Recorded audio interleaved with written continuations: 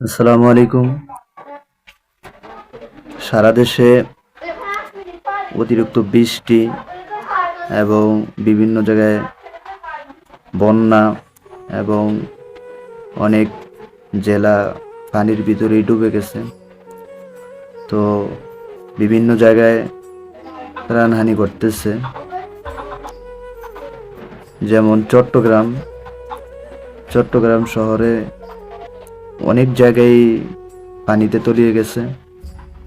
তো সে জায়গায় প্রশাসন যারা আছেন তাদেরকে বলবো, যারা বেশি ঝুঁকিতে আছে তাদেরকে যেন আশ্রয় কেন্দ্রে নেওয়া হয় এবং সেখানে বিশেষ করে শিশু, বৃদ্ধ ওনাদেরকে যেন সেফ জায়গায় নিয়ে যাওয়া হয়।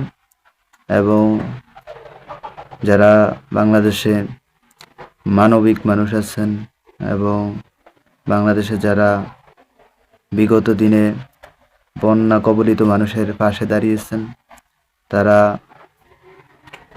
এখন যারা বন্যায় নিমজ্জিত তাদের পাশে যেন দাঁড়ায়।